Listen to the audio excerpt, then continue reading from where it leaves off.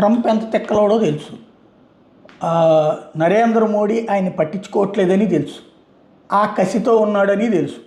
ఆయన కోపం వస్తే ఫ్రాన్స్ అధ్యక్షుడినైనా బూతులు తిడతాడు, బ్రిటన్ ప్రధానమంత్రినైనా వెటకారం చేస్తాడు, కెనడా ప్రధానమంత్రినైనా కీతాజుగా చూస్తాడు.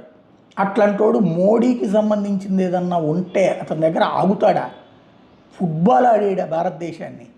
ఓ పక్కన రష్యా నుండి ఇరాన్ నుండి ఆయిల్ కొనుక్కొచ్చుకుంటా, బ్రిక్స్ దేశాలకు అధ్యక్షత వహిస్తా, అమెరికాకి సంబంధించినటువంటి యుద్ధ విమానాలను ఇక్కడ పార్క్ చేసుకోవడానికి ఒప్పుకోకపోగా, వాళ్ళ యుద్ధ నౌకల్ని ఇక్కడికి తీసుకురావడానికి ఒప్పుకోకపోగా, అమెరికా అడిగిన దానికి నిరాకరిస్తున్నటువంటి మోడీని ఊరుకుంటాడా?